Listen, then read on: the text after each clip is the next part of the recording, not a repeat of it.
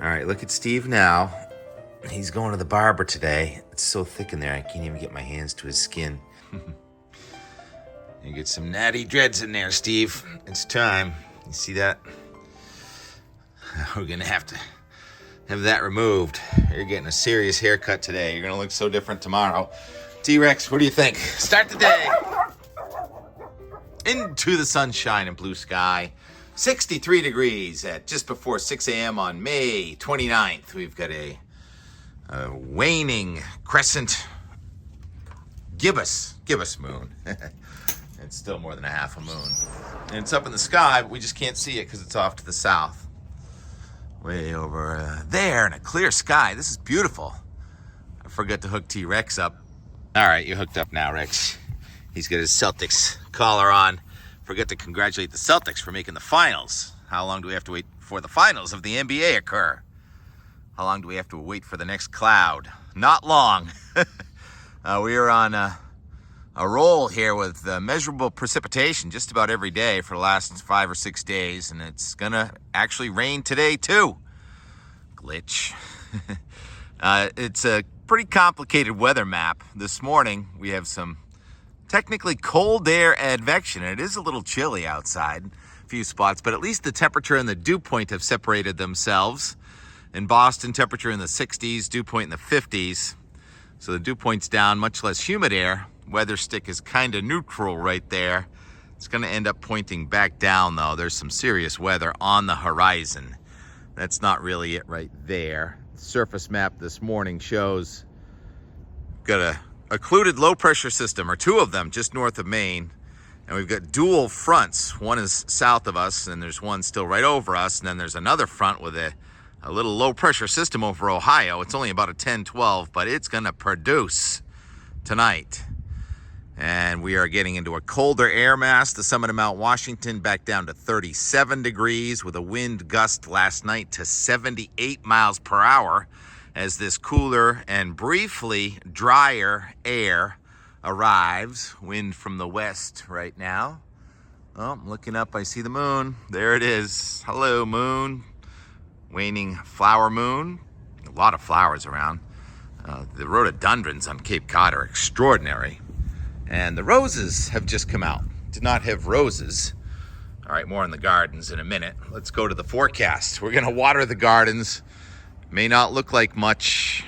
Good morning, Fairy.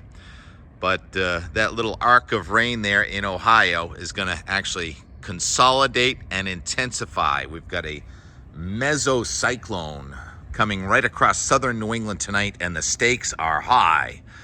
It's going to tap a little bit of the warmer air that's over the Gulf Stream south of New England, and there's very cold air coming in aloft. Tonight, the freezing level is coming down to about 4,000 feet. So when that cyclone comes in here tonight, even though it's not that strong, it is going to precipitate maybe some thunderstorms again tonight. We've had thunder just about every day lately, haven't we? I'm not sure which to show. Some of the guidance actually has us in 2 to 5 inches of rain tonight. I'm not buying that. I'm going to go with sort of the middle of the road guidance, which is the HRR. Okay, and we can see the precipitation coming in late today. Looks like it's trying to develop right over the water over the sailboat race there near Hull this evening, and then coming in from the southwest. So this is a low pressure system. You can almost make out the swirl there in the precipitation. The yellow would be the thunderstorms and downpours, maybe some small hail in spots. And torrential downpours are possible, especially from about 10 o'clock tonight right through about 10 o'clock tomorrow morning. And there's going to be a circulation with this, with the wind from the south on the south side, north on the north side. That's surface convergence and upper level energy. That's just lift in the atmosphere. What's the wind going to do for the sailboat races this evening, Kevin?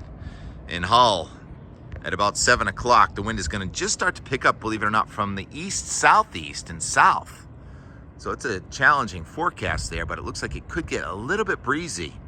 But a fickle breeze indeed, as inland there's going to be very little wind. I'm going to call it south-southeast at about 10 knots. How's that? and the clouds are increasing, and it may end up raining on you. So the wind from the northeast, north of Cape Cod, from the south on Nantucket tomorrow morning, and then that low is going to pull out gradually tomorrow afternoon. We'll be brightening from northwest to southeast.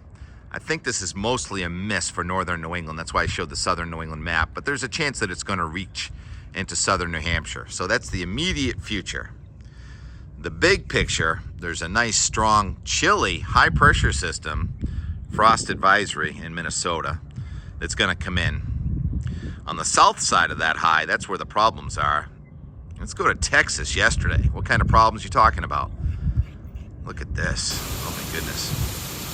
Oh, I forgot your name. Black Thunder. He says he drives a blue F-150 and he chases hail, but he calls himself Black Thunder in Texas, south of Lubbock, yesterday. Oh my goodness. And there were some reports of hail greater than 3 or 4 inches in diameter, but here it's just enough to coat the road, bring out the hail plows on Highway 62 south of Lubbock last night.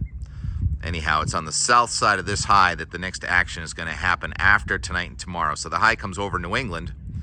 Let's put the Euro into motion now. That high comes over New England over the weekend. Remember, several days ago, this system tonight wanted to stall and kind of back in on us on the weekend, and I said, that's not going to happen. Well, that's not going to happen. It keeps on moving. We have high pressure coming in. Initially on the front side, it's going to be a chilly high. Storms day after day in Texas, but less severe, it looks like. And a front coming across the northern plains. And that front coming across the northern plains aimed at New England, which looked pretty robust a couple days ago in the forecast for Sunday night, now looks like a few clouds, maybe chance of a shower. So I think that may spark back up. I think that's a little too optimistic for Sunday into Monday. And then we have a warm to hot potential here with high pressure to the south and low pressure in Canada next Tuesday, Wednesday.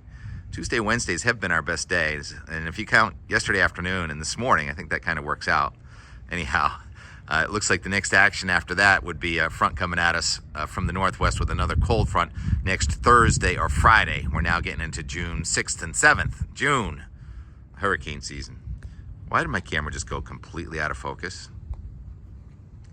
Don't know. Come on. Thank you. Technology. I'm still trying to figure out the microphones. It's not working. And sunburn factor this morning is off the charts, but the clouds are going to be racing in here.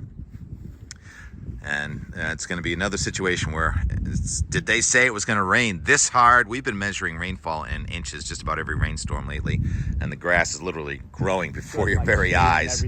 So yesterday I talked to EJ Mose for my cousin Greg Giselle and Dependable Landscaping. So in our In More today, let's get right to that. He talks about how wet it's been on Cape Cod and how green the grass is, and the ants are out of control in my yard too. And so the vernal pools are pretty high for this time of year. Late May, they usually disappear, but we're going to keep them high. And then yesterday, the sun came out admiring the ospreys, and I don't remember what else I did. Anyhow, hope you enjoy your Wednesday. Going back to that pattern of Wednesday into Thursday, wind comes in from the northeast. Happened every week for the last 6 weeks, except for last week. All right, so the weather rhythms are changing, and Steve is going to be unrecognizable tomorrow morning. Tune in just for that. Talk to you tomorrow. You guys move on those things. We try. We try. So a lot of people say, oh, it rained, I can't mow the lawn. What's up with that? I don't agree with that. So, as long as you're careful, if it rains, you can mow your lawn whenever. You just don't let it get cluttered, right? Don't let it get cluttered. It looked like crap. And how about this? How did it really grow like 6 to 8 inches since last Tuesday? It does. Usually we cut it at, your lawn is cut at 3 1/4. And within, just because of the rain, there was downpours the other day. We had to stop early. And everything, it's just, the grass has really been growing everywhere. And you have really good, like, shade and everything, too. So you don't have the sun beating down on it. It's going to burn it out. Plenty of water helps. And, yeah, you just got a real nice lawn. Oh, well, thank you. And I mostly take care of it. You guys do the mowing. And I just do a little fertilizer. I'm trying to be really basic. I didn't use any like herbicides or pesticides this year. You don't need all of that. If you are worried about pests and stuff, peppermint oil. Put that in a spray bottle, go around. You know what I got is ants. Oil. Tons of ants. Peppermint oil. Peppermint oil. Peppermint oil. Doing it. Peppermint oil. Yeah. Thanks a lot, EJ. Good to see you again. No problem, sir. Out the door, weather and more on YouTube. Surf ski weather. Tim Kelly. That took a while, but there it is. Blue sky. Past 70 degrees. Wind from the west is best. Turning beautiful again. How about Wellfleet? Took a while, but the geraniums made it outdoors onto the deck, along with T-Rex bathing, sunbathing, as it's approaching 3:30, and gorgeous. The sun finally came out, climbing well in through the 70s. Deck season on Bass River Beauty officially begins now.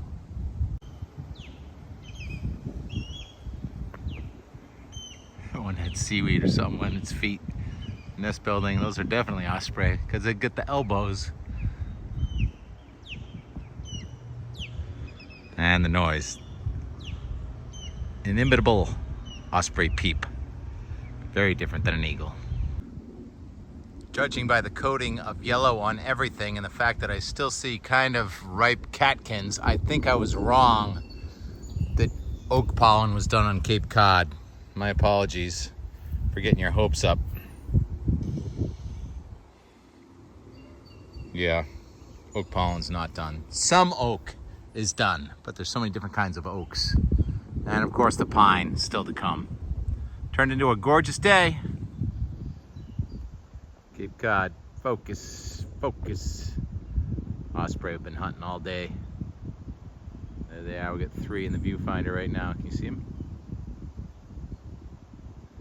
Tons of fish in Bass River. Oh, you can see the pollen in the air. Look at that. Just coming across the pond. Yikes. Irrational exuberance in the pollen department earlier in the day.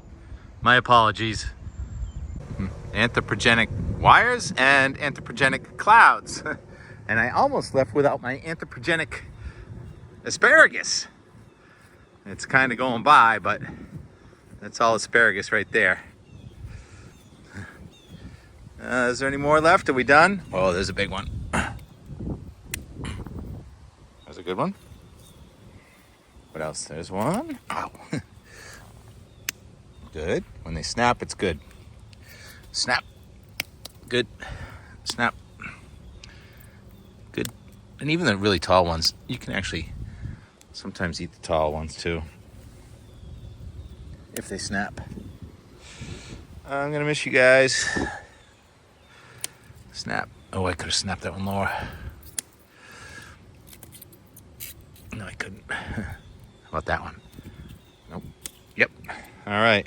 Ooh, how about these two? Angela, you don't mind? Next to the potato?